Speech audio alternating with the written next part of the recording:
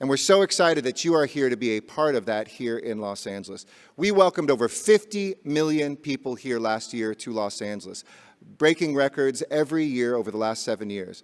But maybe you visited our City of Angels before, but I thought I'd start by just sharing a little bit about where you're at right now. Los Angeles has outpaced the United States and every other big city in America in wealth creation, economic growth, and labor force participation for the last 6 years. You know us probably as the creative capital of the world. When you talk about the hardware that you help build, the software you help program, then it's about the content that we put on those platforms. And Los Angeles is undisputed as the place where more content and more content creators grow up or come to than anywhere in the world. And I spoke about our diversity. You see a place that is open, a place where everybody belongs, and a place, too, where you can see the face of the world here today and a face of this nation tomorrow. I don't care what country you've come from, what state you've come from, your people are here. Your culture is here. Your food is here. Your language is here. But you can also be a fourth-generation native of this place like myself, go around a corner and see a collision of cultures you've never seen before. It was here just a few years ago that Korean culture and Mexican culture came together to invent the Korean short rib taco, put it in a food truck with Twitter that had just started and launched an entire food craze around the world now where people go to see the best dishes anywhere. It's what we do. We offer you a vision of the future. In fact, here in LA, we're going to be celebrating the very first email ever sent. It's nearly the 50th anniversary, and it was sent right here from Los Angeles up to Northern California from UCLA. We build rockets here that go to the moon and beyond. We cure diseases. We pioneer technology. We design the new cars that you get into. And I say all this so you can understand this great City of Angels and just how well GSMA chose the site for Mobile World Congress. It's the right place for this conference at the right time. There's something happening here in Los Angeles. Los Angeles is now the third largest metropolitan economy in the world after Tokyo and New York, and we're nearly now the size of New York with a $1.05 trillion gross municipal or metropolitan product right here in the Los Angeles area. And here we always try to pioneer what's next. So the excitement I know for all of us is when we take out our devices and see what's in the power of our palms, our fingertips, that with a tap or a swipe of the finger, we can order great dishes of that food that I talked about, catch a ride, find answers to the most obscure question when you're debating a friend. And we hold the ability also to entertain, to empower, and to mobilize. It's so deeply ingrained here that we sometimes forget that these things aren't just about the products and the statistics. It's about people. Through these phones, finding that person who we may fall in love with and spend the rest of our lives with, getting the notification that our favorite singer is coming into town and being able to go out with friends and have those memories that make life worth living. Finding a better route to get home so you can have those precious moments with your child before they go to sleep. And that's what I want to talk to you about today, what we're doing here in Los Angeles with that power.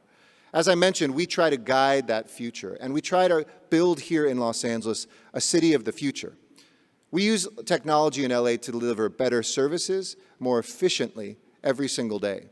It's why we opened up our data and shared it with the public. And I'm so proud that you're having this conference and you're here in a town that's been ranked number one, the number one digital city in America 3 years running, the number one open data city, because I believe that government should share everything that we do, the good and the bad, so that we can improve what needs to be improved and share the good news with people. We now have over 1,100 data sets that are open for you, journalists, residents, anybody, to be able to use for commercial purposes, for democratic purposes, or anything else that you need to empower.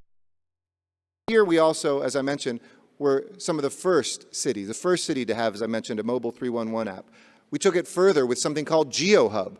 Go right now. I know people when you speak say don't take out your phones. Go to geohub.lacity.org or do it later. But GeoHub is a place where we're using mapped information and we're letting people collaborate across city departments, between the public and private sectors, a place where residents, nonprofits, and students can directly engage with the city to see what streets are cleaned, to see where we've paved streets, to let them know how we can do things better and brighter. And this year we launched Shake Alert LA, which is the first mobile app to let people know when an earthquake is coming before it hits. In fact, while you're visiting, you might as well download it, just in case. But if you look at it, it can give you as many seconds as 90 seconds after we know an earthquake has started to know that it is coming here or wherever you are in Los Angeles, to be able to save your property, save lives, stop trains and elevators. We're also taking steps to protect people through their devices from cybercrime. We launched an app that allows folks to submit suspicious emails to our cyber lab for analysis, the first city in America to do this. So literally while you're looking through your email, send it right away and then share it with 4 million other people. And through best practices, be able to look at the risk severity and send that back to the user right away. And that connects us to the second part of what we're trying to do here in Los Angeles. Use technology to face our toughest challenges. You may have experienced already some of our famous traffic. So many people want to be in Los Angeles that we find ourselves too often stuck on the road. In 2016, we passed a measure, it's called Measure M, the largest in US history times 2, to build 15 rapid transit lines. So every year you come back from the World Congress, you'll see new lines open, including to the airport next year.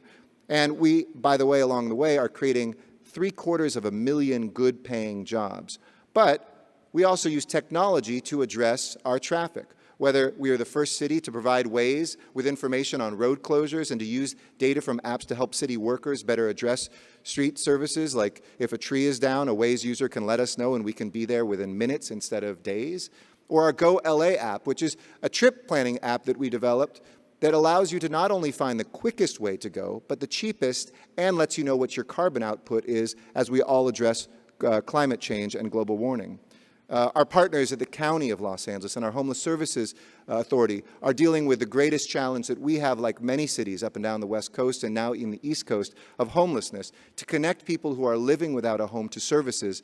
Already that LA Hop app has helped over 10,000 Angelenos come off the streets. That's the power that we have in our palms. So I've often said that guiding the future is a lot more fun than being passive about the future. 2 years ago, if you'd come here, you wouldn't even known what an electric scooter is. Today on our streets, 19 million trips will be taken in this city alone using our electric scooters. So how do we sit down and make sure that we can plan that future together, whether it's new technology or getting the right people to be empowered by technology? We need a future that is not only defined by human connection, but by economic freedom. That's why we've made community college free here in Los Angeles, boosting by more than 50% in the first year the number of high school graduates going full-time to college at our community colleges. We've placed nearly 500 underrepresented young Angelenos in tech pipeline jobs so that folks who grow up in lower-income neighborhoods or communities of color that don't have the access to the jobs of the future can indeed not only be a part of it, but shape that future together. And we're going to be one of the first cities, big cities in the world, to have a full 5G build-out here. And we've made that easier for our providers by getting out of the way, cutting red tape, and then looking at the applications of 5G, whether developing strategies for the deployment of small cells using street and traffic light poles to create one of the city's most robust 5G infrastructures, or helping automated vehicles guide the future together. At peak traffic here in Los Angeles, 92% of our streets don't have a car on them. So it is a problem of distribution more than infrastructure itself. But technology will help us get there. And so, as you enjoy this city, know that here in Los Angeles, we don't think of ourselves as an island. We stand for freedom in this city, and we stand for the future. And this is a place where everybody belongs. At a moment of great division, at a moment of a lot of insecurity, not just in this nation, but in the world, you can come to Los Angeles and feel home. And we are linked to the world. In fact, this pin I'm wearing right here stands for the UN's Sustainable Development Goals. We're the first big city in America to say that we will adhere to those goals of empowering people, feeding them, housing them, dealing with climate change. But we also open our data up to the world so that they can see and hold us accountable to our progress as well, whether it's people's quality of life, gender equity, clean air and water. Our goal is to empower people using technology, mobility, and connectivity to get there.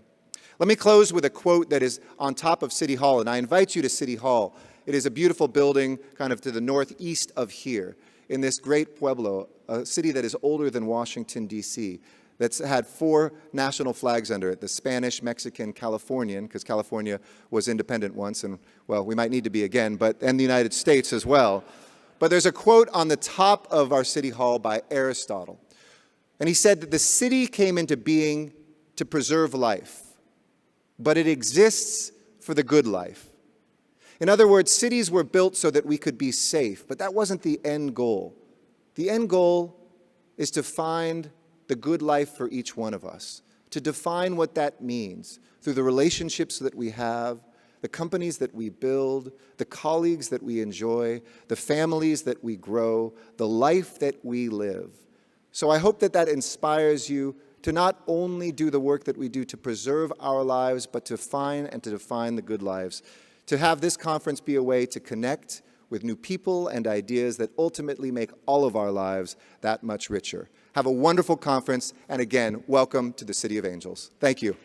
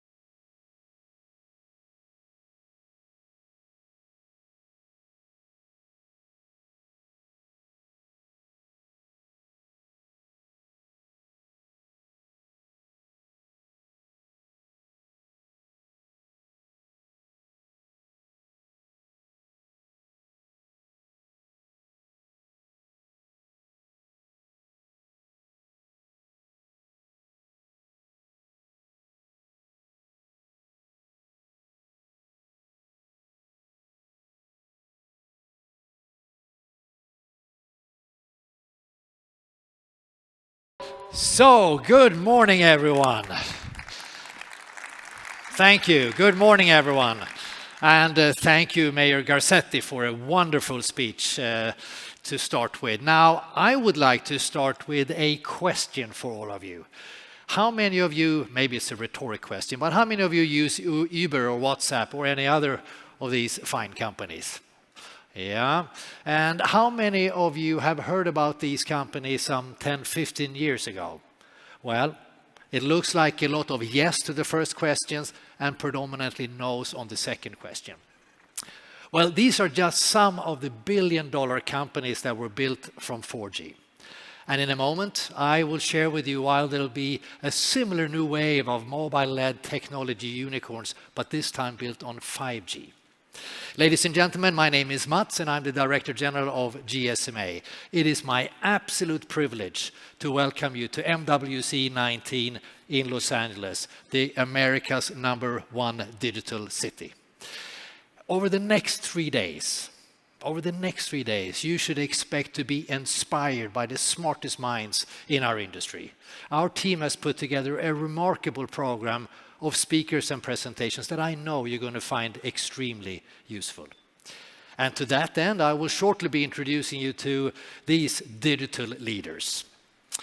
But over the next 3 days, you should also expect to see, touch, and experience the very latest in technology.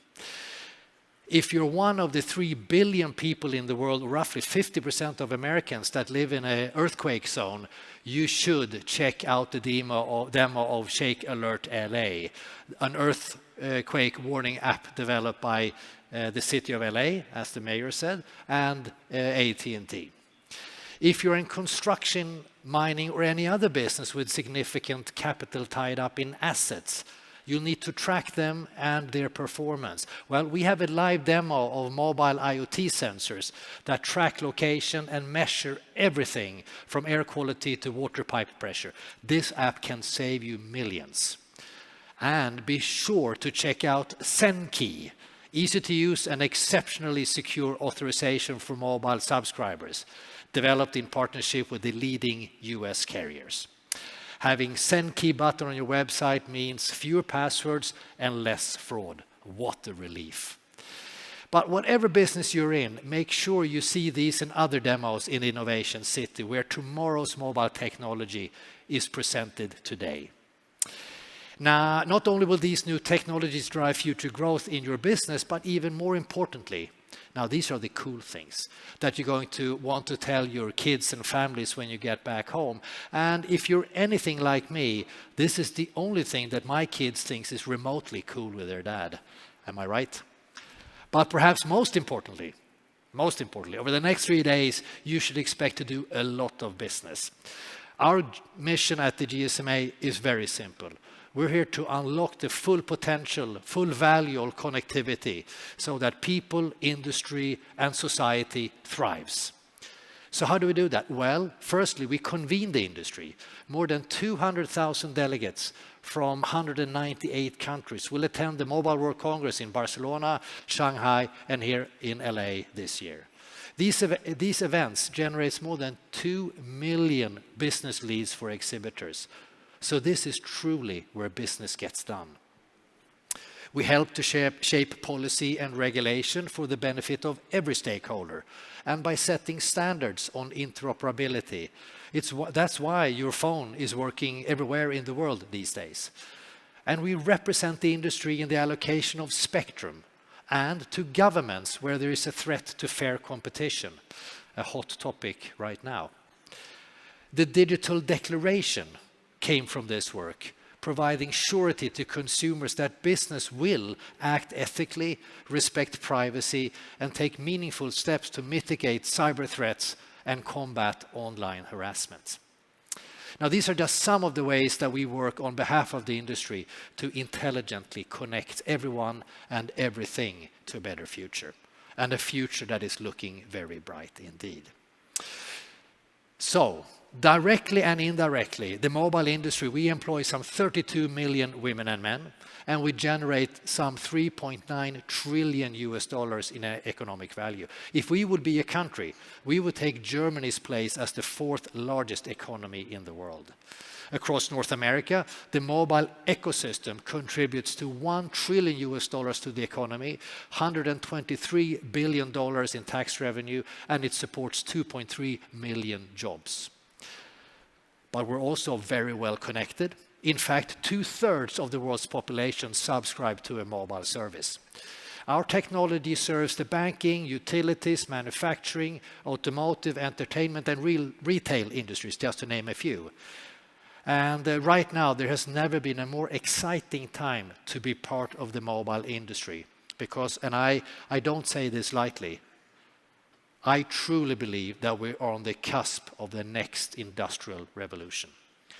This revolution is all about intelligent connectivity, the combination of 5G, AI, big data, and Internet of Things. These technologies will transform the way we live, the way we work, and the way we do business. So let's start with 5G. 5G will of course bring faster and richer and more immersive entertainment that will be critical to driving revenue growth for our industry, across the industry. But it will also bring breakthroughs in tackling dementia, loneliness and other mental health related issues. For example, 5G could see us use holograms to visit elderly housebound relatives. But what about skills and education? Well, 5G has the power to be transformative there as well. 100 times better speed and much lower latency will enable real-time distant collaboration. Imagine vocational training, learning to become a mechanic, a plumber, or a medic. Now imagine doing it remotely, interacting live with your teacher some thousands of miles away, whilst they show you how to fix that generator, standpipe, or broken bone. You will literally have your classroom in your pocket. And 5G will make that possible. The second area is artificial intelligence. As consumers, we will go beyond using Google Home to simply play our favorite music to a world where our digital personal assistants know each one of us individually, from our taste in Netflix movies to our daily healthcare needs. But what about industry? Well, AI will be transformative there as well. AI will deliver everything from network planning, operations and logistics to customer care and security. The third part of intelligent connectivity is the Internet of Things. Driverless cars will be connected to smart streets and will be joined by smart homes and smart offices that will all connect together to bring us smart cities. GSMA Intelligence, we're forecasting that there will be a remarkable 1.2 billion smart vehicle IoT connections by 2025. 1.2 billion in just over 5 years. I think that is an amazing number. These connections will fuel transportation economy. It's predicted that autonomous and connected transportation will account for roughly 40% of a city's transport revenue by 2030. And it will be 30% quicker with 30% more capacity too. The fourth area is, of course, big data, which as well as being used commercially, is also being used to save lives. Let me give you just one example. Tuberculosis, TB. Tuberculosis kills more people than any other infectious disease in the world, with India being the worst affected. In fact, 5,000 people will die today from tuberculosis, and every day, 5,000 people. But by examining movement patterns using digital data, we can now predict with some certainty where the next outbreak will happen, and therefore set up treatment centers and awareness campaigns before the actual outbreak takes hold. This initiative alone could save more than 100,000 people every year. There are more mobile big data solutions like this in the new PwC report published for the GSMA, and I really hope you can download it, and it's available today. When we combine 5G, big data, AI, and Internet of Things, the possibility for intelligent connectivity are limitless. When we combine them for good, the results are both life-affirming and quite literally life-saving. But for the mobile industry to deliver on the promise of intelligent connectivity, it is critical that we have a regulatory framework that is fit for this digital age. And we require 4 things. Firstly, the timely release of harmonized spectrum with the right conditions. Intelligent connectivity will bring significant economic and social benefits, but not if the industry is burdened with colossal debt from overpriced spectrum auctions. Now, our message to governments worldwide has been simple. Don't get short-term greedy and kill the long-term golden goose. And here in the US, the FCC's 5G Fast Plan that makes spectrum available for 5G services is an example others should follow. But it's also critical that the mobile industry is allocated the spectrum pipeline it needs going forward, because it is only the mobile industry that can deliver on this promise. We need all your support to ensure this happens at the World Radio Conference, WRC, later on this month. Secondly, we need an approval of consolidation to drive investment while maintaining an effective competition. Carriers across North America will spend more than $380 billion in mobile capex alone before 2025. And that, ladies and gentlemen, is what's driving 5G deployment. And we should support this in whatever way we can. Thirdly, we need to see same rules for equivalent digital services, an even playing field for operators and internet players. And fourth and finally, we must have harmonized international privacy and data protection rules. Now, this framework is something we at the GSMA will be working hard to secure. But as well as showing leadership in technology, regulation and policy, we should also demonstrate leadership throughout society with the United Nations 17 Sustainable Development Goals, the 17 SDGs as our guide, the little thing I have here on my lapel. We were the first industry to commit to the 17 SDGs, goals that include gender equality, innovation and infrastructure, and sustainable cities. And collectively, we have an impact on all 17 goals. In fact, a UN study show that the 10% increase in mobile internet penetration results in up to 2% increase in GDP for middle and low income countries. Connecting people to healthcare, education and opportunities lifts them out of poverty. Our connected women projects like MTN's Momo in Ghana or Vodafone's Saki in India are two examples of how the industry is delivering against SDG number 5, gender equality. These projects empower women, giving them financial independence and the confidence to live life fearlessly.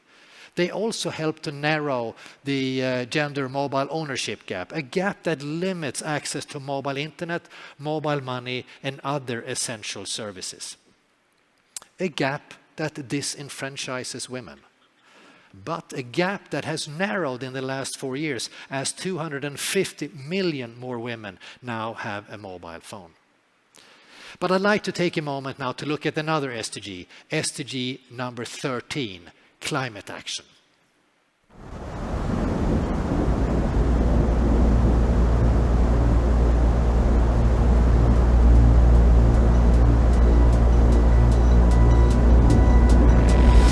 Right now, we're facing a man-made disaster.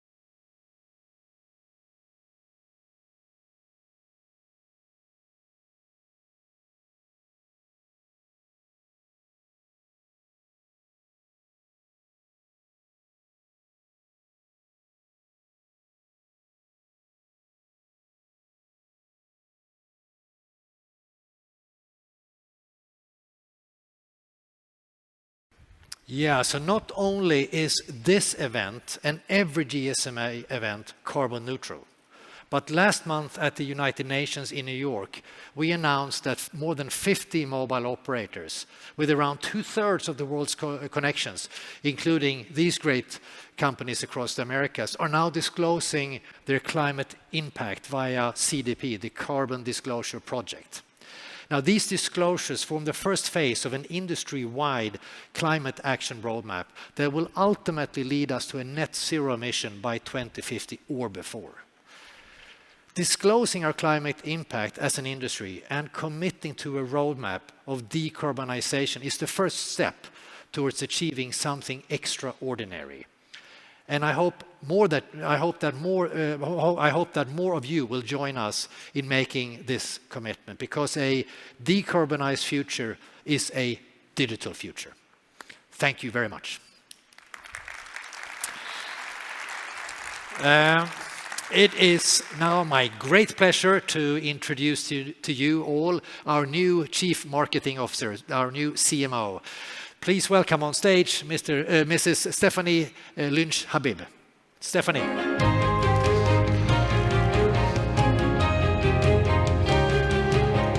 Take it away. Take it away.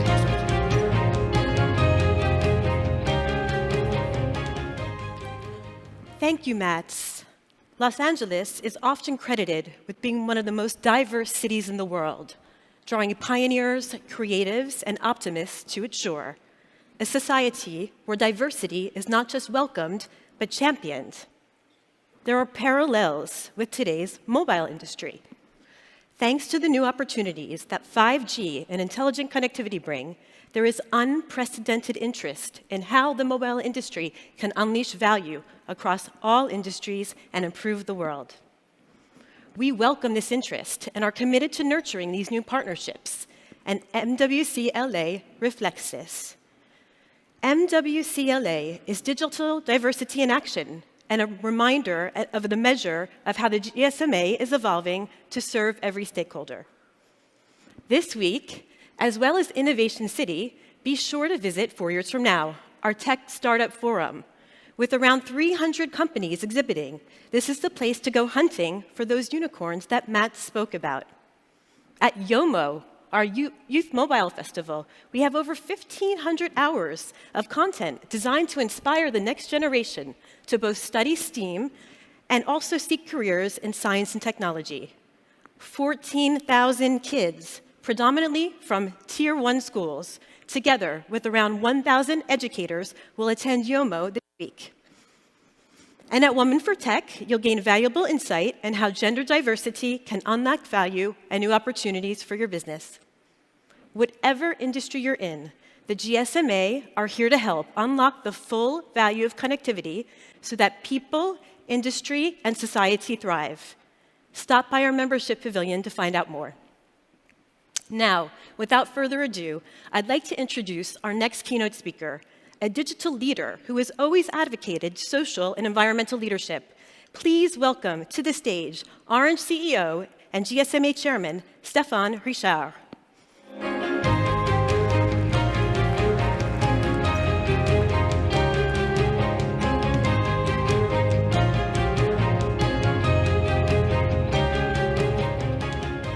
Good morning, everyone. And thank you, Mats, for giving us an overview of the brilliant future that lies ahead of our industry. If I have to choose one thing to say in my first year as GSMA chairman, it is that 2019 has been a year in which 5G has become real. I've just returned from South Korea, when I have seen by myself people watching their favorite live match through an immersive experience in 360-degree view enabled by drones, a new way for people to be able to experience what matters most to them in their daily lives. This new experience is built with important investments on a solid and extended edge computing infrastructure deployed everywhere in the country. That makes latency almost disappear and makes virtual reality a reality. We are here in Los Angeles, at the very heart of the entertainment industry, an industry which has been deeply transformed in the last few years. 75% of videos here in the US are watched on mobile devices. The transformation of the entertainment industry will not stop there. 5G, with speeds up to 100 times faster than 4G, cloud-based mobile gaming that allows immersive gaming from anywhere without a console, scaling with the Internet of Things and artificial intelligence is the key enabler of this big new transformation and of the huge new opportunities coming. Mats gave you an overview of these opportunities that will be at the center of this Mobile World Congress 2019 during the next days. Now, allow me to highlight 3 challenges that I see for our industry as chairman of GSMA. Our first challenge is the loss of trust in global supply chains. Do you know the amount of the capex of the mobile industry in the last 20 years? Since the year 2000, the mobile industry worldwide has invested $2.7 trillion in capex.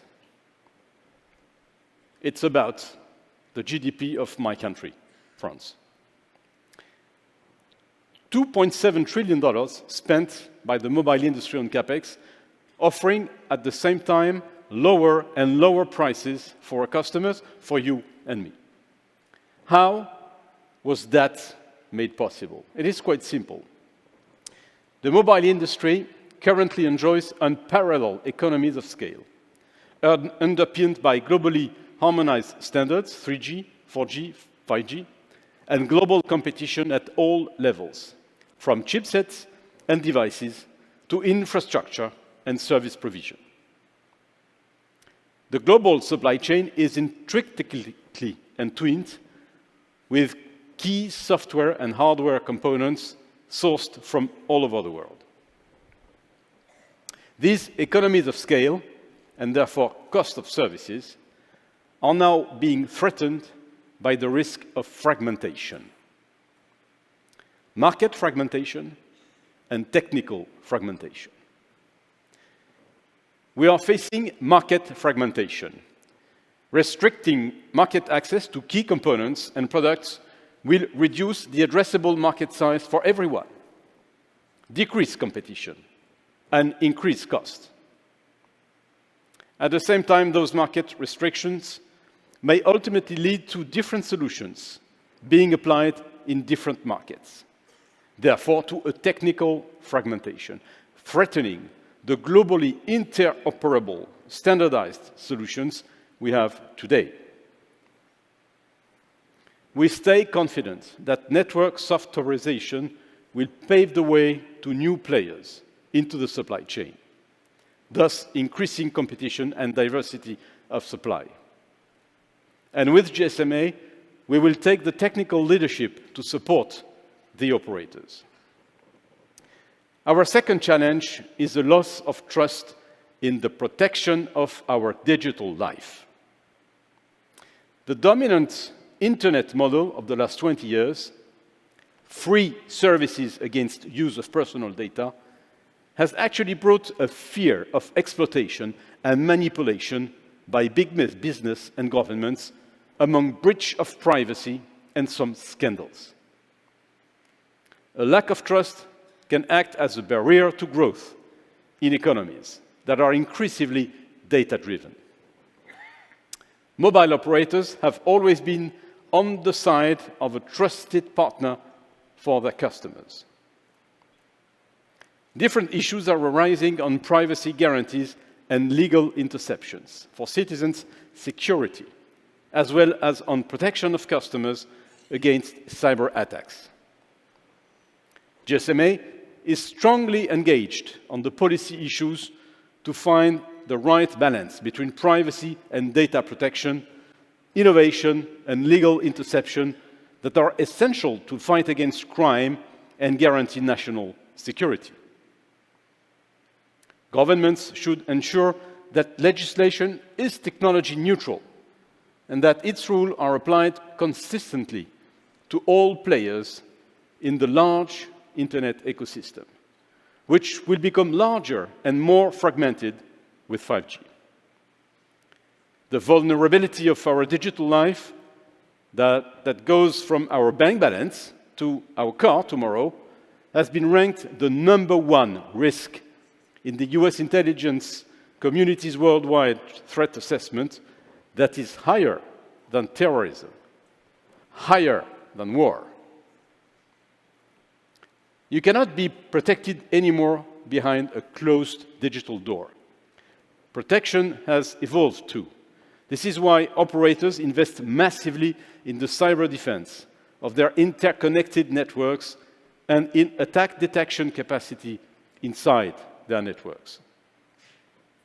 The GSMA is not only calling through the digital declaration all relevant stakeholders to cooperate to mitigate cybersecurity threats, but also leading work to propose a testing framework for cybersecurity that is common for the industry and all the suppliers. Let me give you one example. Some time ago, Orange in Spain was informed by Telefónica, our colleagues, on a very pernicious cyber attack. In just a few hours, Orange created the protection measures and none of our customers was affected. While this attack costed more than $4 billion in the world. This is why a high level of requirements on security, as well as operators' real-time exchanges, are so important. Our third challenge, certainly not the least, is the loss of trust in businesses' ability to deliver sustainable growth for all. Our industry brings development throughout almost every domain of life, connecting people to healthcare and education, to finance and opportunities, lifts them out of poverty. With more than 7 billion people covered by a mobile network, individuals are increasingly using mobile to access an array of life-enhancing services. This is the reason why we were one of the first industries to commit to supporting the 17 United Nations Sustainable Development Goals for 2030. In these politically turbulent times, when environment risks are threatening to push some of our societies to a loss of faith in progress, it falls upon business to take the lead and effect real change. The Business Roundtable in New York this September announced that delivering profits to shareholders would no longer be the only objective. To strengthen trust in our societies, they would look to deliver value to all stakeholders, customers, employees, suppliers, and communities, and replace their traditional bottom line with a triple bottom line of people, planet, and profit, the 3 Ps. An idea first presented more than 20 years ago. Feels like its time has come. With 30 million employees, 2.7 trillion capex since the year 2000, and 1 trillion to come for 5G in the next few years, the mobile industry has great power. And with great power comes great responsibility. And we need to take social and environmental leadership. First, social leadership, because only half of people today are in a position to access the internet. And they are not only in developing countries. Almost 30% of rural Americans lack access to high-speed broadband technology. In France, too, around 30% of the population are not familiar with digital.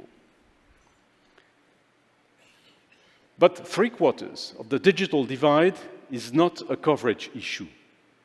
Only 750 million people are not yet covered by 3G+ networks. Beside this coverage gap, there is a much bigger usage gap, with more than 3.2 billion people living in areas covered by 3G+ networks, but who are not using internet services. Skills are an issue everywhere, and when it comes to less developed regions, affordability is a real barrier. Acting for people is critical because the digital divide goes far beyond the digital aspect. It divides societies even more. It is my pleasure to quote here Esther Duflo, the recently Nobel Prize for Economy French woman, working on inclusion, who was saying, in technology, we spend so much time experimenting, getting the absolute cheapest way to do something. Why are not we doing the same thing with social policy? So, for digital inclusion, we are. Operators have hundreds, thousands of actions on the ground, investing in low-cost networks and devices, as well as experimenting innovative business models to bring networks and development everywhere. Our industry will continue to invest in 4G for half of humanity that does not access to internet, while simultaneously investing in 5G. We need also to take environmental leadership, because for the first time, we are also facing questions from people, perhaps not everywhere, but at least in Europe. For example, in Switzerland, asking, do we really need 5G? Do we want our lives to become even more digital? We have to find responsible answers to these questions. You heard from Matt on the engagement of our industry on climate during the United Nations General Assembly. This is a very important recent action on sustainable development and environment. A lot of new opportunities are arising also for a better usage of Earth resources. We are here in the country that gave birth to the shared economy and to most of the companies that have been changing our lives in the last years. A new wave of shared economy is coming with the autonomous transportation, convenient, safe, independent travel. A better use of human, highly specialized resources will be possible with 5G, as, for example, giving remote access to a doctor or a high-level teacher.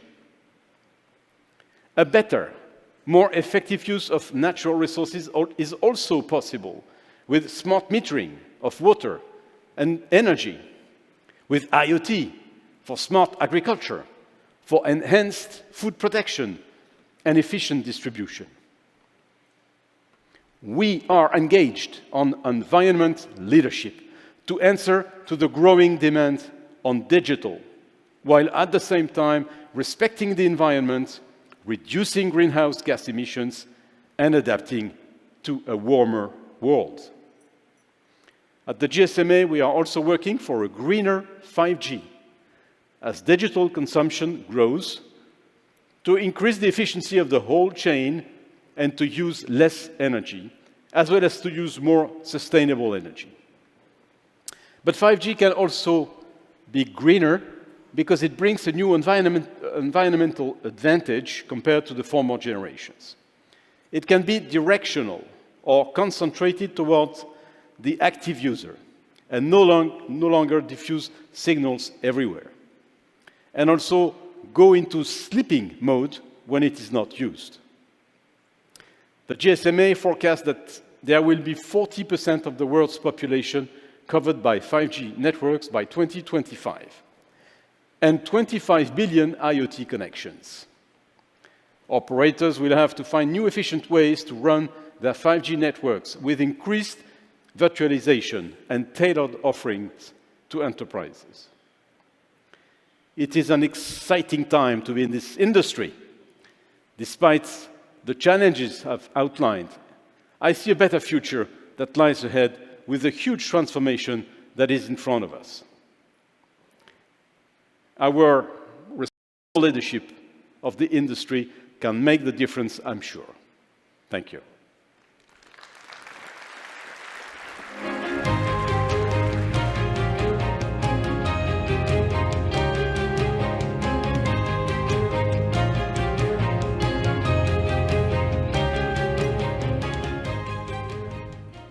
Thank you, Stefan. I would now like to welcome to the stage someone who's been instrumental to the advance of this industry and in helping to create a regulatory environment that has innovation and competition flourishing. She's the industry's voice in Washington, and without her leadership, this conference and our industry wouldn't be where it is today. Please welcome President and CEO, CTIA, Meredith Atwell-Baker.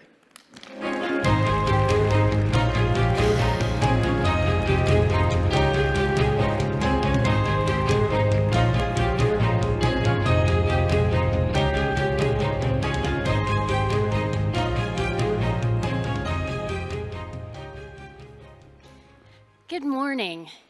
It is great to be back at Mobile World Congress, Los Angeles. You know, I was thinking, when we were here 2 years ago, we were walking the show floor and we saw a 5G prototype. We were so excited. But it was the size of a small car. Now 5G is in my pocket. I'm literally walking the streets of Washington, D.C. with a 5G phone. 2 5G phones, in fact. All thanks to the investment made by you, to the tune of $27 billion last year. Again, thanks to you, the United States has the first 5G and the fastest 5G. Trust me, it is remarkably fast. But it is so much more than that. It will revolutionize our lives. Because of our initial 5G success, innovators now have a platform to create on. 5G labs are open for business across the country, and industries are starting to respond. These innovations will move from the lab to our lives in no time. Our next challenge is to ensure as many Americans as possible have access to these 5G innovations as quickly as possible. And that's what I want to talk about this morning. How do we accelerate what is already a historically fast deployment? I'll be joined by 2 leaders that are playing a central role in that effort. CTIA Chairman and US Cellular President Ken Myers and FCC Chairman Ajit Pai. But let's start with the industry perspective. Ken has been with US Cellular since 1987, and he really started to reshape his company when he took over 6 years ago as CEO. Now spanning 22 states, US Cellular has 5 million customers from Cedar Rapids to Asheville, North Carolina. They are focused on serving the communities that we must reach to achieve our 5G ambitions. Ken has brought his strong leadership to CTIA. We are very lucky to have his steady hand leading us as our chairman this year. He's driving our industry towards spectrum and siting policies that will provide all Americans with 5G opportunities. Please join me in welcoming Ken to the stage.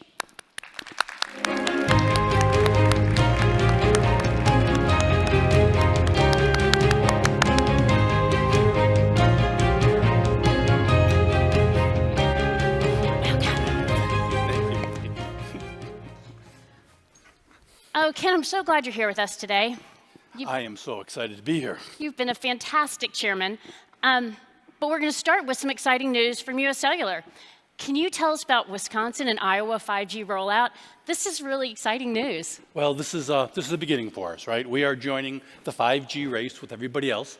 We're going to use our low band 600 to start with. We'll talk about some millimeter that we just got, maybe. But for us, it's our way of bringing the benefits of 5G into the communities that we serve.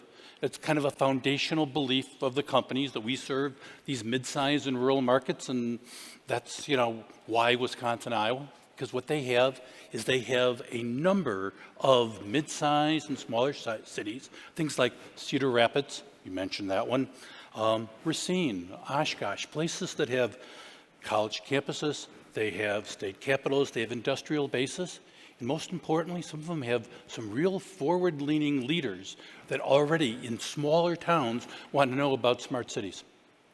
So when Ken called me and told me he was going to roll out in Oshkosh, I practically jumped through the phone and gave him a hug. Ken, I've been here through 3G and 4G. Now we're moving into 5G. It seems like it's moving really fast and maybe faster than these other Gs have been before. Can you maybe give us some context on why we think this is different? Yeah, I think it is moving much faster than ever before. And it's just not that age thing where everything goes by fast.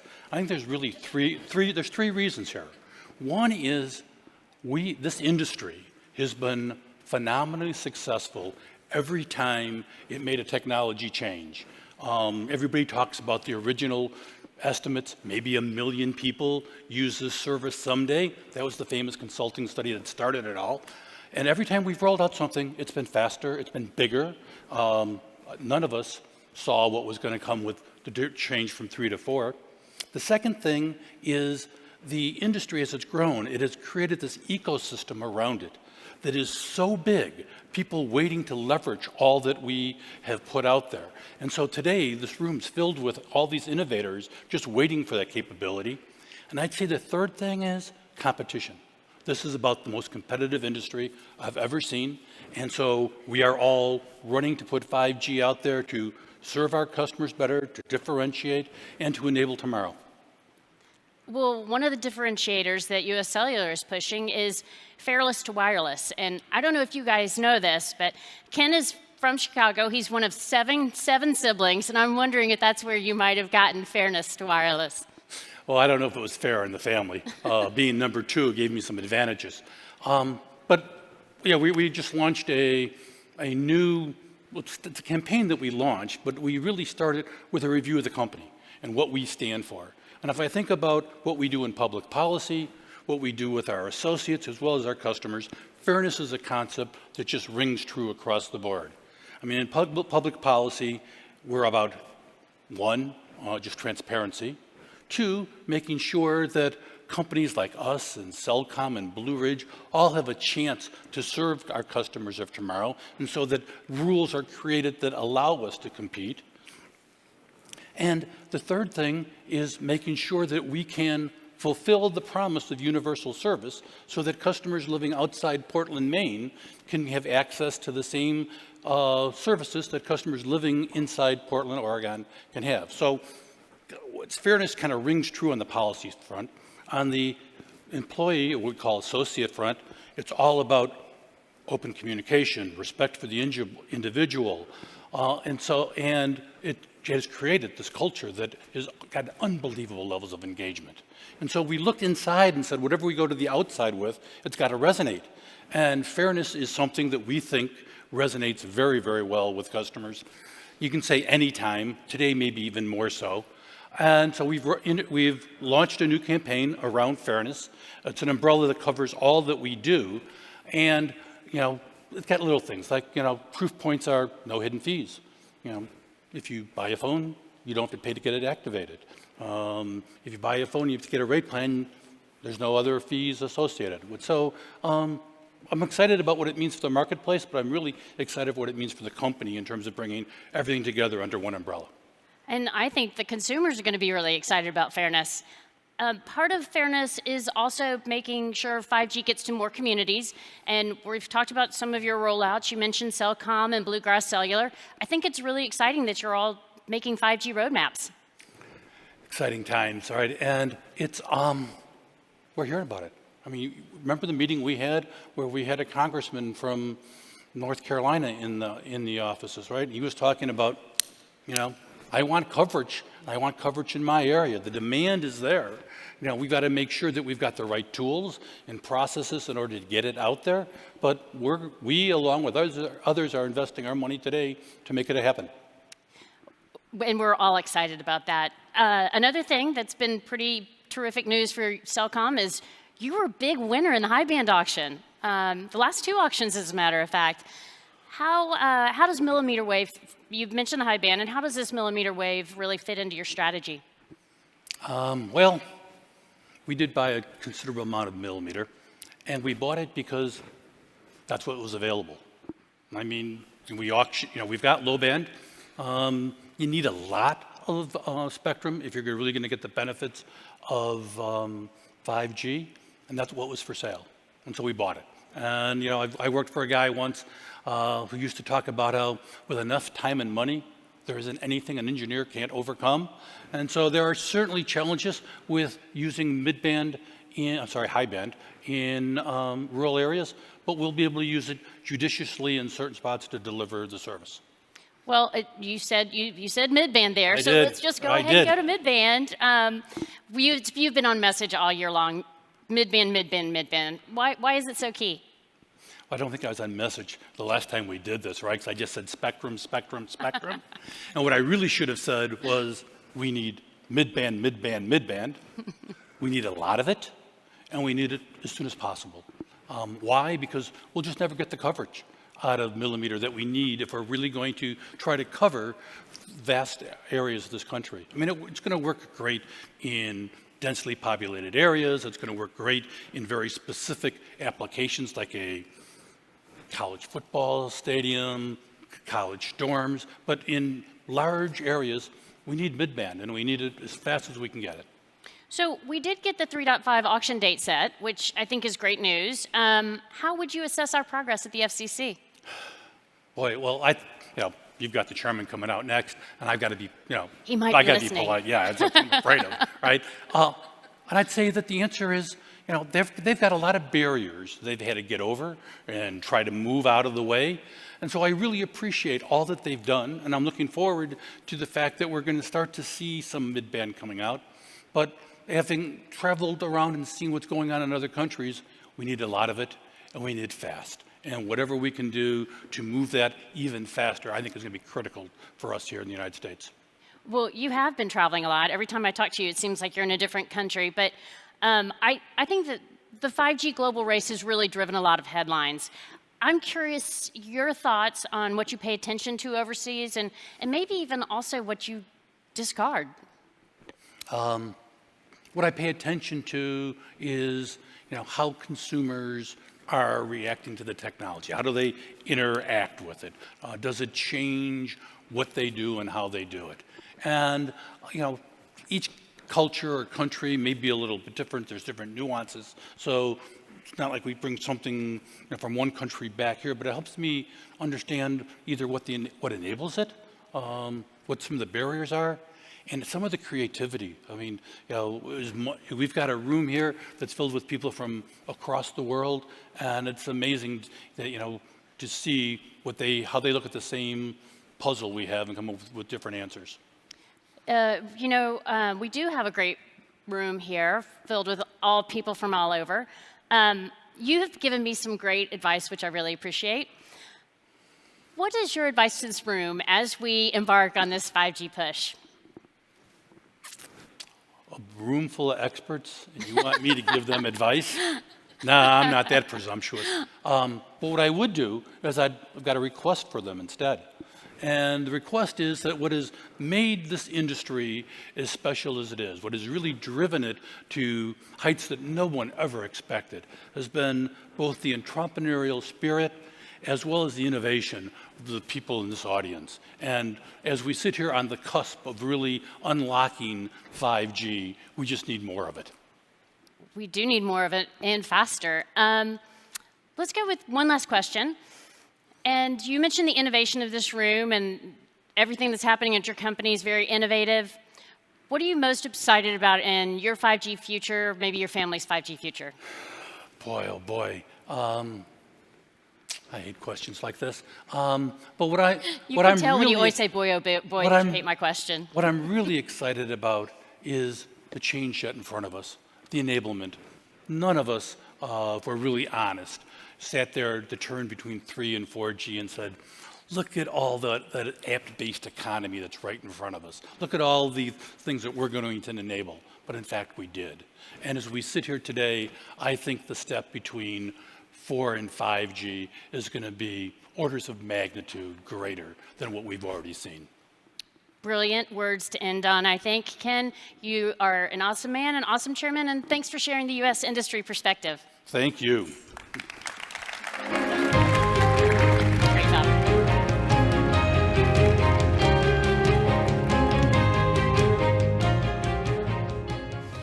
Okay, so what I took away from that discussion is that we are ready to invest, and we are ready to push the boundaries of 5G with a little help. And no one is helping drive 5G to more Americans than FCC Chairman Ajit Pai. His 5G Fast Plan has been instrumental in our global leadership. He tore down the barriers to invest in new 5G facilities. This year, the chairman has pushed through 3 major high-band spectrum auctions. That is more than 10 times the amount of spectrum that we have had in our entire history. That's leadership. And he's poised to do the same for mid-band spectrum availability next year. He is the unparalleled US leader, and increasingly the global leader, leveraging 5G to create jobs and make lives better. Please welcome Chairman Pai. Thanks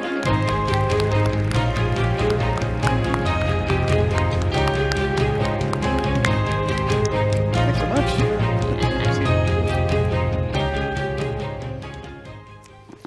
Thanks for the kind words. Welcome, Chairman Pai. We're so thrilled to have you.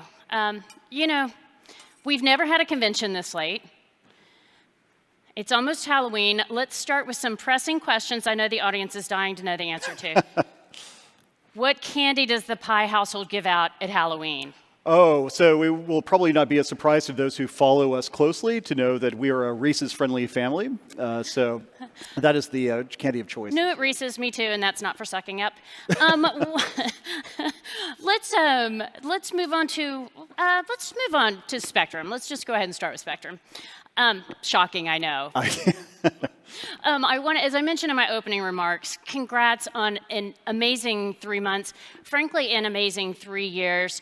This year has been historic. The FCC has never held 3 auctions for the first time in history.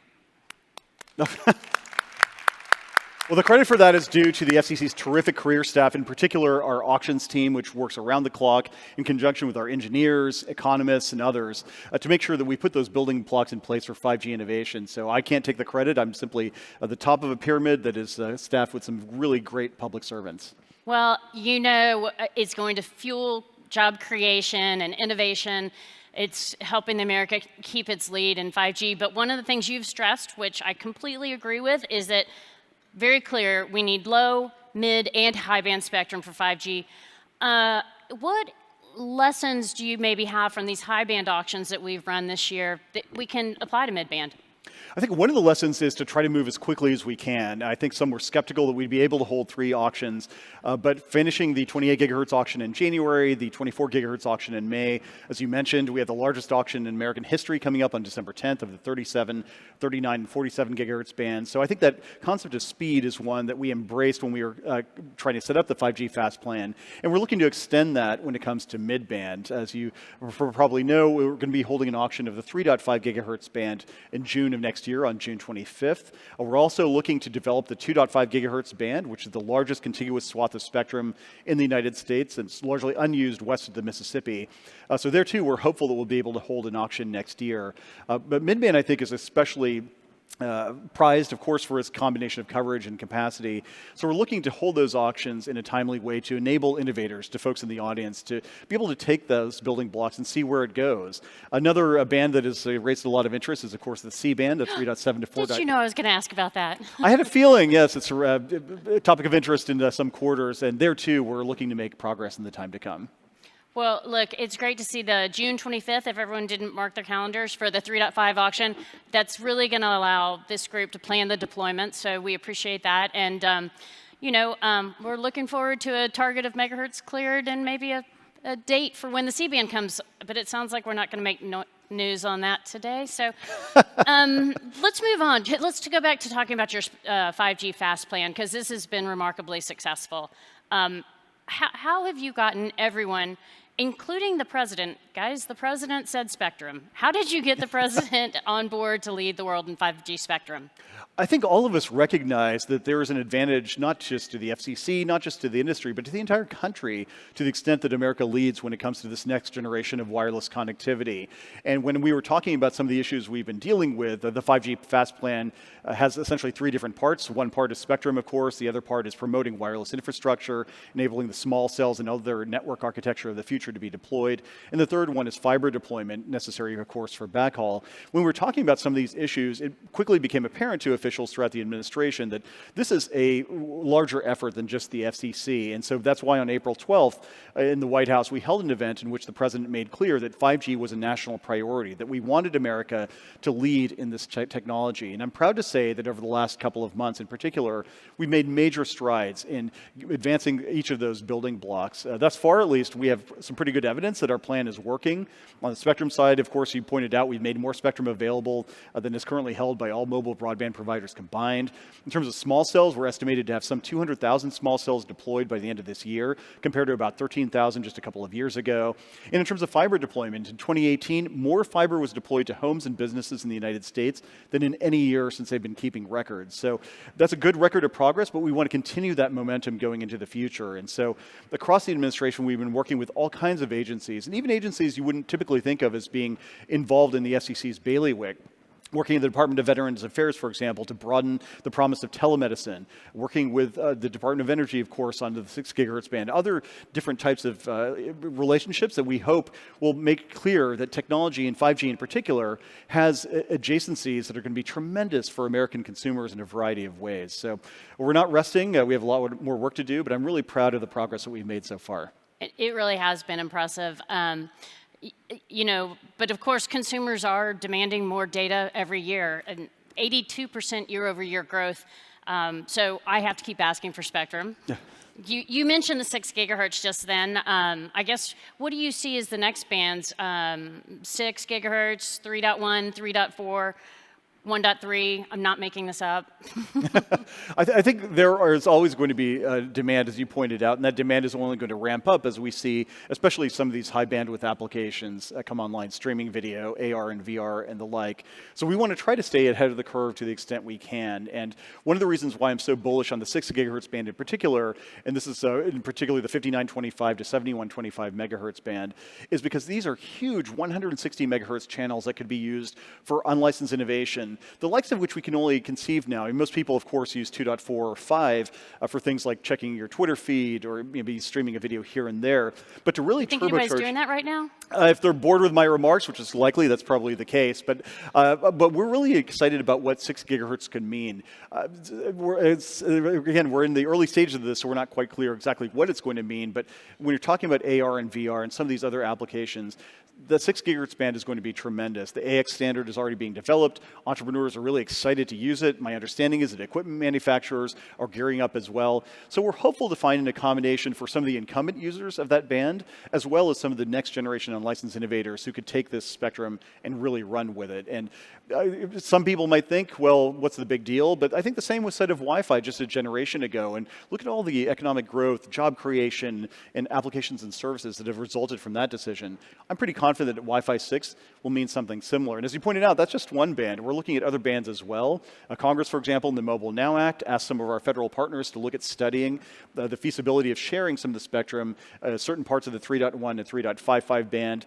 There, too, I'm hopeful, working with our federal agency partners, that we can look at that upper 250 megahertz and figure out if there's a sweet spot there where they can accommodate some of their legitimate interests, but they could also share it with some of the commercial sector participants. So I'm really confident that going forward we'll be able to make progress, and I think it's just imperative that the American economy, American consumers are demanding it, and we need to be able to meet that demand in real time. They are.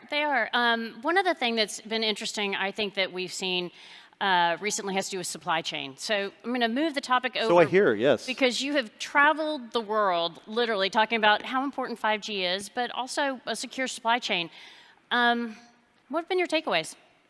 I think one takeaway is, first and foremost, that the United States government is united in our view that the security of ICT networks, and 5G networks in particular, is paramount. This is not an area where we can afford to take a risk and hope for the best. And across the United States government, I understand that your members are going to be hearing from the Department of Homeland Security's head of the Cybersecurity and Infrastructure Security Agency, Chris Krebs. He and his team have been terrific to work with, as have been members of the Department of Defense, of the National Security Council, across the entire government. We have reached a common understanding that the security of these ICT networks is important, and we've conveyed that message abroad. Over the last several months, I've been everywhere from Bahrain to Portugal, spoken with my counterparts in Australia, India, and Brazil about the importance of this issue, and I'm gratified in two respects. Number one is that message has been very well received, in my experience at least. I think people recognize that to the extent that 5G networks are going to be largely software-defined networks, there is a broader attack surface, so to speak, and we need to make sure that we mitigate the risks on that attack surface as much as possible. And the second thing is the desire of other countries to share information with us. We are not going and demanding that anybody else adopt the U.S. view. We're simply sharing our views, and in many cases, we found that view has been shared as well, and they were looking forward to working with us, especially some of our closer security partners across the world. So I know there are larger issues involved here, but from our perspective at least, we want to make sure that we do everything we can to preserve the security of those networks. And from the domestic perspective, as well as folks probably know, a year and a half ago, I proposed barring the use of federal funding that we oversee from going to untrusted vendors, like essentially being spent by domestic carriers on equipment or services that are deemed to present a national security threat. And that's something that's gotten bipartisan support on Capitol Hill. I think it's largely supported by the American people. And I think it's an important issue for policymakers here and abroad to think about. Yes, I think one thing that I'm proud of is that here in the United States, we're launching 5G with only trusted vendors. And I think the fact that we can do it is showing Europe we can be done. I'm really pleased to see that. And that's a really important point. I think sometimes the conversation abroad and perhaps here in the United States even presents a false dichotomy that you either have to choose security or you have to choose leadership in 5G. And the argument I use in counterpoise is simply to say, look at the US experience. Using those trusted vendors, our carriers are deploying 5G technologies today, leading the world in the deployment of small cells, the development of these services. So we think we can hit that sweet spot of security as well as deployment. And that's, I think, a message that has resonated largely around the world as other countries look to piggyback off that successful model. Absolutely. And speaking of abroad, this is a favorite topic of all of us. Another challenge from overseas is robocalls. God help us. You've been very vocal in calling for us to reduce those calls and to protect consumers. How do you assess our progress, and how can we be better partners in helping you go after the bad guys? Well, first, I've got to say that not just as a regulator, but as a consumer, these things drive me crazy. Every single time I get a phone call that is not programmed into my phone already, I've always got to think twice. I'm sure people out there do as well. Is this somebody who actually wants to call me, a legitimate person, or have I won another vacation from Marriott? And I'm sick of the annoyance of it. It's an annoyance at best, scam at worst, and that's why we've made it our top consumer protection priority over the last 2.5 years. And we've pulled out the stops in terms of both the regulatory reforms and the enforcement actions to make sure that we attack this problem. On the regulatory side, for example, we made clear a few months ago that carriers can start blocking calls by default using advanced analytics if they determine that a call is a scam call. And we also urge them to deploy these tools at scale and for free to allow customers to take advantage of that functionality. And I'm proud to say that many wireless carriers are looking at those solutions. Similarly, we've made clear that companies need to adopt a shake and stir framework. That this is a caller ID authentication framework that essentially applies a digital fingerprint to every single phone call. And if the call doesn't have that fingerprint, the call won't be forwarded over the networks. And I demanded that the major phone companies implement that framework by the end of this year. We're making a lot of progress, and I want to salute the wireless carriers in particular, some of which are now exchanging traffic only on the basis of the signed certificates.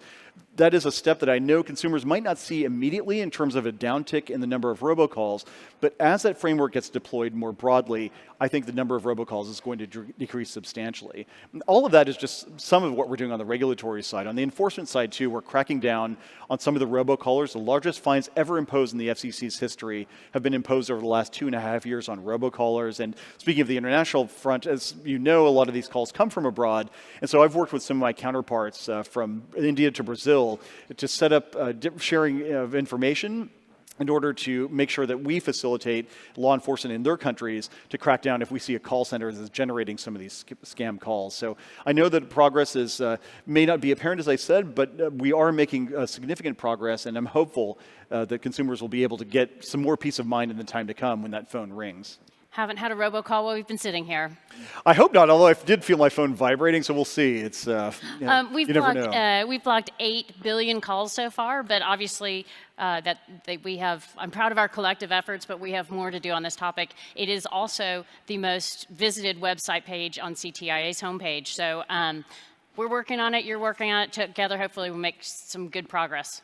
Absolutely, and there's so many tools out there. I always talk to consumers, and I'll certainly encourage the industry as well to make folks aware that one of the things we've encouraged industry to do is think about allowing consumers to do white lists. Essentially, the only people allowed to call a consumer would be the specific people, specific phone numbers that consumers specify to their carrier, and that's one of the tools in the toolbox that carriers can use to allow consumers to get the legitimate calls that they want, but to get rid of all the excess, the chaff, so to speak, that is driving consumers so crazy. So while I have you here, your priority, coming from Parsons, Kansas, your priority in coming into your chairmanship was the digital divide. So I have to ask you, how do you think those efforts are progressing for Americans to have broadband and 5G, and what's working and what more needs to be done?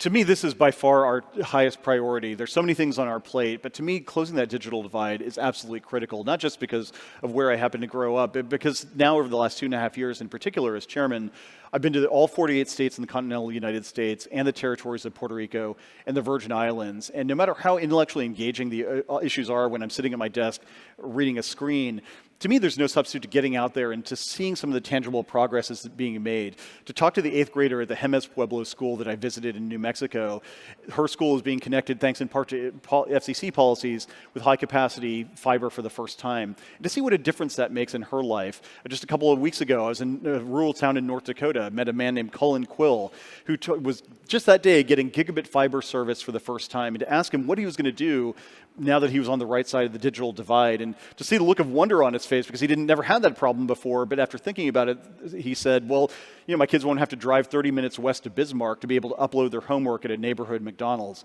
I mean, those are the types of stories that remind me that whatever the Sturm und Drang of the day, the craziness on Twitter or the headlines you might see on the cable news networks, at the end of the day, closing that divide is such an important national priority. And to me, it has an echo of the efforts of rural electrification back in the 1930s and 40s. And for those of you who are Robert Caro fans and read the LBJ books, the first volume, Path to Power, has this chapter on has this chapter about the electrification. I would encourage those of you who haven't read it to take a look at that, because that's the same sense of national purpose that the FCC has, that I think all of us should have when it comes to broadband.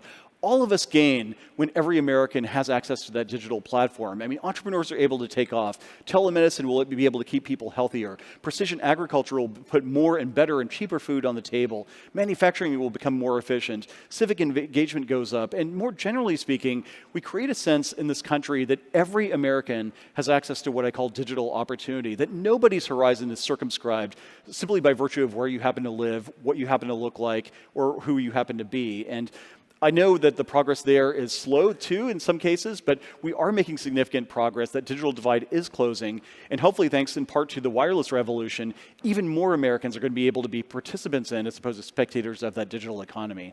I love the term digital opportunity, and it's one of the reasons why I am so thrilled that I get to work with CTIA and even all of our carriers, especially you mentioned, we talked with Ken and our regional carriers, Bluegrass and Cellcom, who are building their 5G roadmaps now. So it is exciting, and I think we're making progress, but we still have a ways to go. Oh, absolutely. And I wouldn't underestimate, by the way, the impact that 5G could have in some of these rural areas. This is often one of the questions I get. Well, isn't it just simply a densely populated urban use case? That is not the case at all. To give you an example, over the last couple of months, I visited a number of farms and ranches. And when you think about what farms and ranches are, it's not simply the tangible things you can see, like corn and soybean and wheat growing. These are essentially huge amounts of data that need to be uploaded into the cloud, analyzed quickly, and then the services need to be deployed at scale.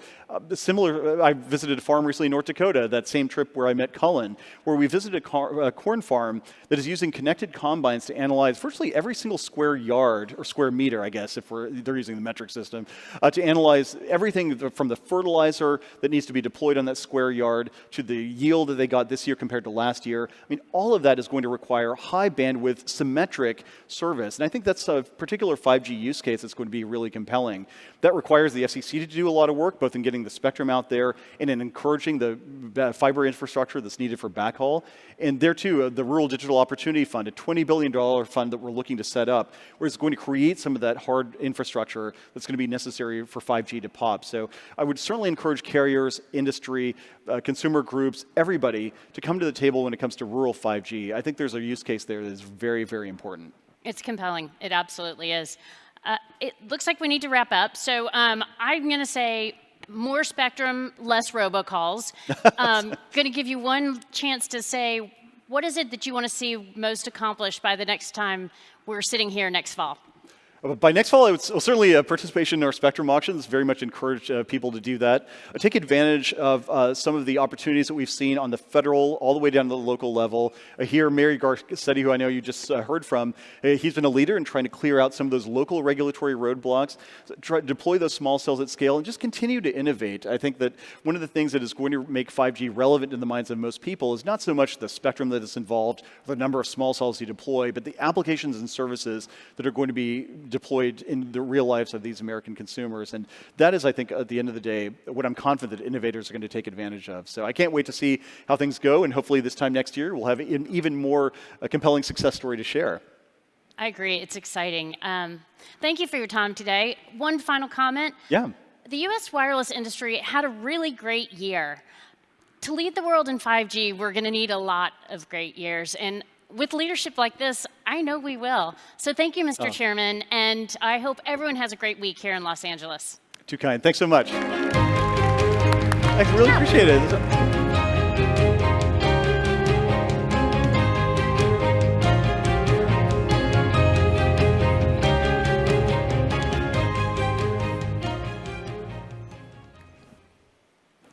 Thank you, Meredith, Ken, and Chairman Pai.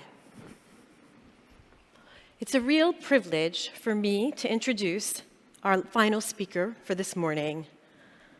I can't think of a better person to close our opening keynote, in part because he reflects the diversity of sectors integral to the future of the mobile industry, but especially because media and entertainment will almost certainly be the greatest revenue driver.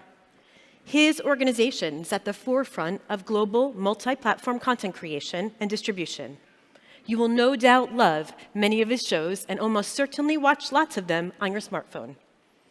Creative and technical collaboration will be critical to maximizing huge opportunities that 5G opens up for our industry and his company in what promises to be an exciting partnership. We're particularly pleased that he's made the time to join us here today because, amongst other things on his to-do list, he's got the small matter of merging his company with that of CBS. President and CEO of Viacom, Bob Bakish, has his eyes on the future of mobile video content, and in a moment, he'll be out to share that vision.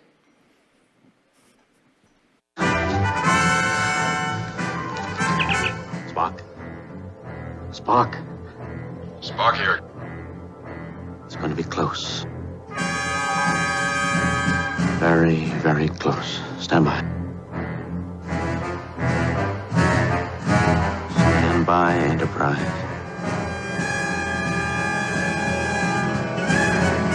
Now, energize and detonate.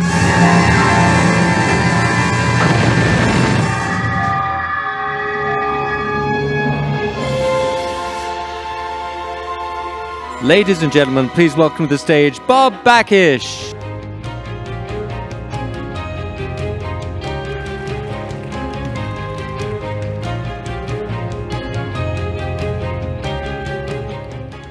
So, a TV show that premiered more than 50 years ago may not seem like the obvious place to start exploring the future of mobile video. But Star Trek is often celebrated for depicting how technology could shape our lives in the centuries to come. And it really was an early example of intelligent connectivity. So I make no apologies for boldly going where no previous Mobile Congress keynote has gone before. Star Trek imagines a 23rd century existence altered by new technologies. But we're already living through an era of profound technological change. And it's arguable that no technology has been more influential in changing the way we live our lives in the 21st century than mobile communications. And no question, mobile is playing a part in the disruption of the entertainment industry that has its spiritual home in this very city. People are spending more time on small screens, and that includes increasingly streaming video on mobile devices. And that has implications for all facets of the business, from creative to distribution to advertising and more. So mobile matters. Now, I've been evangelizing about the huge potential opportunity that exists in mobile video since I first presented at Mobile World Congress in Barcelona in 2014. I've also been lucky enough to see firsthand during my years working internationally for Viacom how mobile content can totally transform a market. I truly believe mobile video is the future of video. Now, that said, the mobile video journey has not been straightforward. Consumers seem to love the convenience of mobile video, but too few of them have been willing to pay extra for it, suggesting we may have been operating a little too far ahead of the curve for some of that time. But recently, however, there are signs that's beginning to change, and we're really gaining some traction, both in terms of the number of mobile networks we're dealing with and the size of the sub-base. So, after a false dawn or two, I believe the time for premium mobile video is now, with all the enablers in place to build a valuable mobile video ecosystem. But I'm also convinced that mobile network operators and entertainment companies can only capture the true potential of this opportunity through the power of partnership with one another. And that is the case I want to make for you today. Now, we believe it starts with our shared audiences and consumers. So from the start, we've put consumer insights at the heart of our mobile content strategy, because we want to understand what audiences want from us, what they're most interested in, what factors drive data usage and completion rates, and more. The most significant takeaway from our research is that we, as in me, you, and the entire industry, have not been able to fully deliver in the way that consumers want, yet. We know content is must-have. 9 out of 10 mobile users stream content on their devices. And this is especially clear when we start talking about teens, a demographic that we at Viacom spend a lot of time listening to. They say that being able to watch their favorite TV shows and movies is fundamental to using a smartphone. And more than any other consumer, they like viewing content on small screens. They say it's private and a convenient experience. And it's this age group that keeps telling us about the importance of free video content on their smartphones. And it's not just talk. Our research shows they frequently search for free TV in the App Store when looking for new entertainment choices. So there's clearly tangible and growing consumer demand. And the good news is we don't actually have to wait for 5G to unlock the value of it. The 3 key enablers of mobile video, connectivity, devices, and content, are all already in place to help us meet it. So let's talk about how this combination has transformed the video space in mobile, and how it will continue to do so. The combination of 3G connectivity, earlier smartphones, and largely YouTube content defined what I'll call the pre-mobile TV era. Sure, there was some video consumption, but research showed consumers, other than perhaps teens, weren't all that interested in it. And carriers certainly weren't making a lot of money on it. However, pair 4G LTE, current-day smartphones, and long-form content, and you have a whole different ballgame. You have what I call the mobile TV era, one we are scaling into as we speak. A great example of this is the experience with Jio in India, one I watched come to life as part of my regular trips to India as a board member of Viacom18. With Jio, you have a national LTE network paired with cheap, high-performance devices, all offered in a compelling manner to consumers. As a result, Jio built a subbase of more than 350 million consumers in just 3 years. The growth behind Jio helped propel India to the #1 market for mobile data usage. And India now has one of the most dynamic mobile video industries in the world. Literally millions of people are watching cricket, Bollywood soap operas, and other premium video content on their devices on a daily basis. They're watching it on Hotstar, and they're watching it on Viacom18's ad-supported video-on-demand product, Voot. And right here at home, I think about the experience I have on a daily basis using Pluto TV.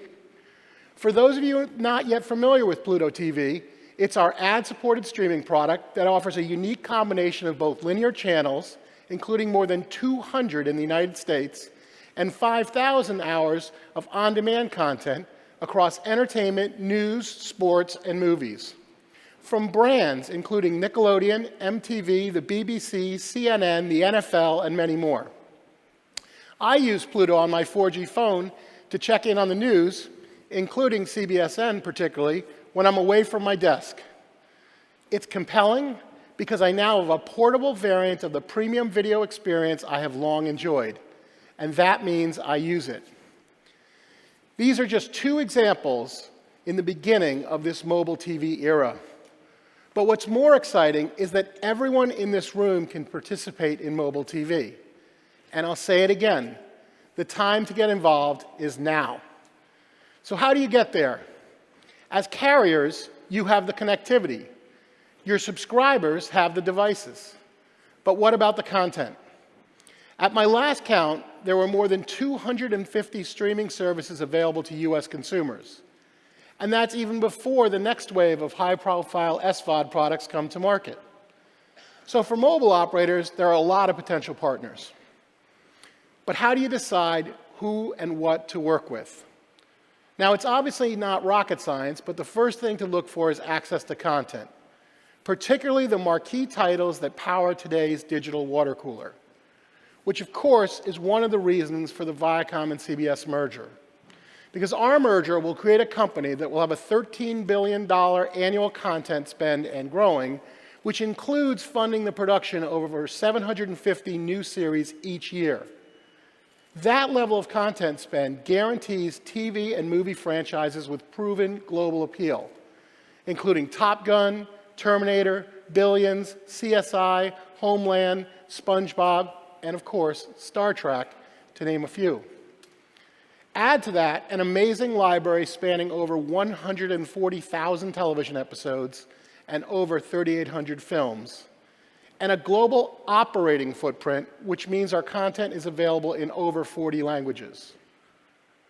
But access to must-have global hits isn't sufficient competitive differentiator for mobile video. Network operators must go further, seeking out partners who have tailored their content strategy to mobile and have a range of IP with the ability to connect with mobile-first audiences via mobile devices. It's a big part of why we launched Viacom Digital Studios to focus purely on short-form social content. And that focus has paid off as we had over 40 billion social video views in 2019. Now, beyond content, it's also about how we go to market. And for this, our partners are our North Star. We've been listening to many of you in this room to ensure we're addressing your needs and, of course, by extension, your customers' needs. In terms of go-to-market, we believe the combination of free offerings like Pluto TV and paid offerings, including SVOD products like CBS All Access, BET Plus, and Noggin, supported by live events and added value for loyalty programs, all deployed in a flexible and customizable way, is unique and is what makes the difference for you. And we've now struck deals with 30 or so mobile network operators all over the world, using a range of content, brands, and products, and a variety of commercial models, offering products at different price points. What our mobile network partners share in common is an understanding of the incremental value that premium video services bring to their businesses. They are convinced video is an essential competitive differentiator in a crowded market, and that their association with iconic entertainment brands and IP can be leveraged to help build their customer base, particularly if it's supported by promotion across a partner's global multi-platform network. They understand how sticky content services can contribute to reducing churn. For instance, by bundling kids' content offerings, such as Nick Jr. Play, into family data plans, or offering them as value-added elements in loyalty programs.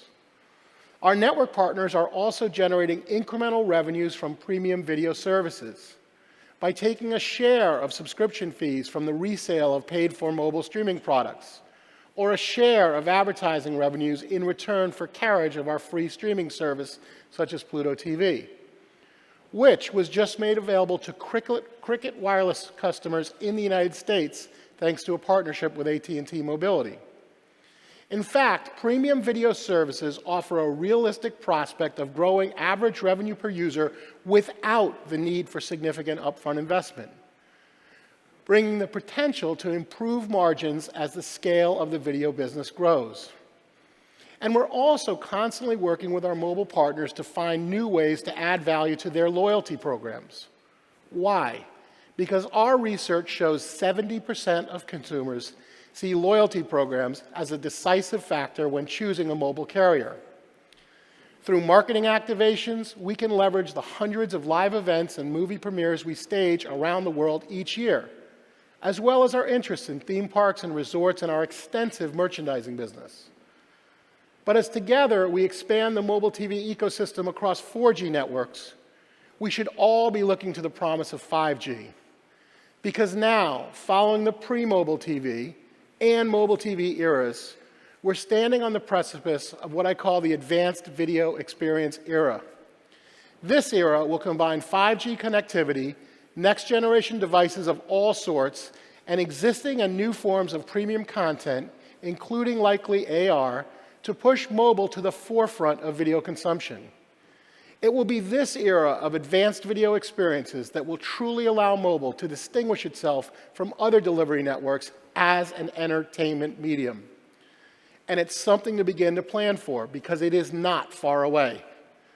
I believe the rollout of 5G networks and handsets over the next few years will remove current constraints on streaming video and take us closer to total content ubiquity, inevitably driving a significant increase in mobile video consumption.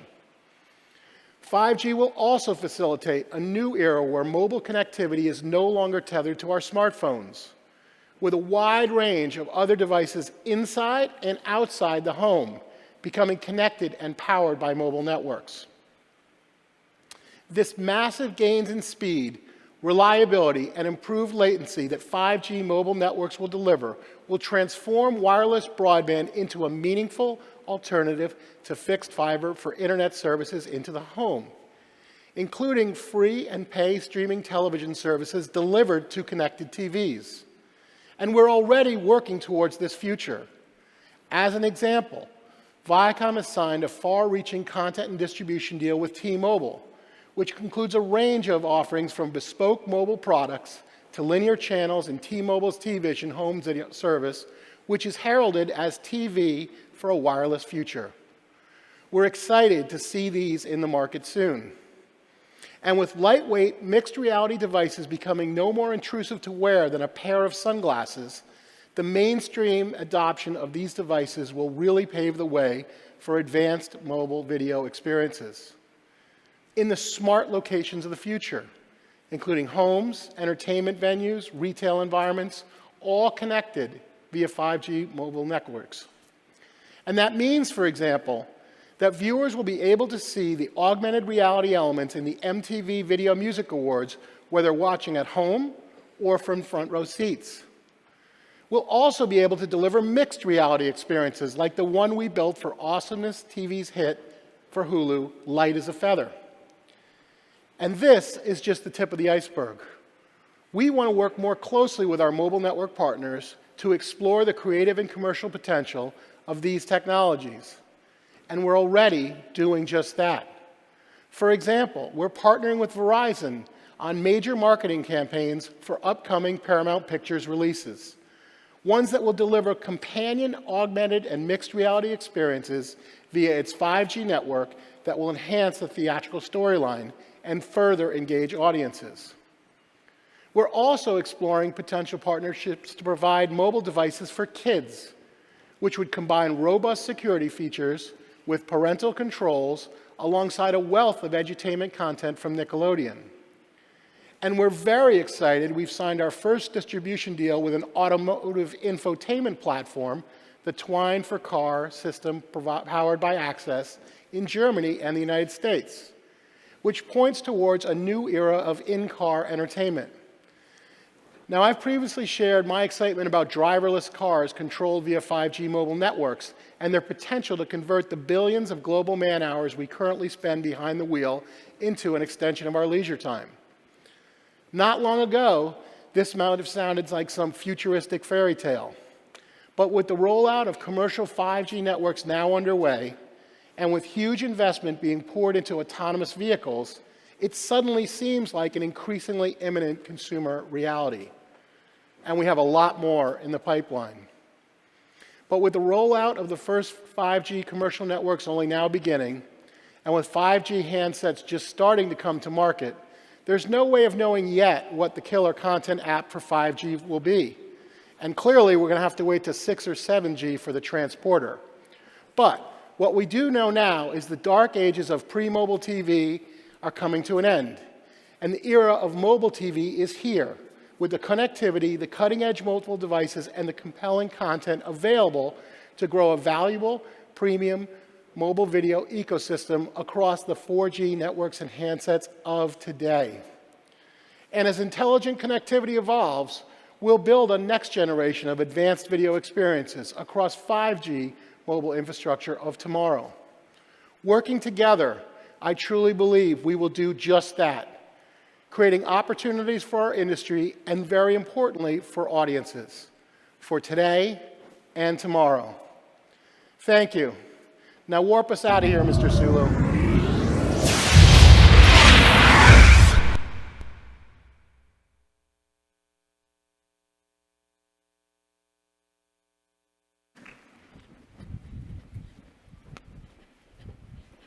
Thank you very much, Bob.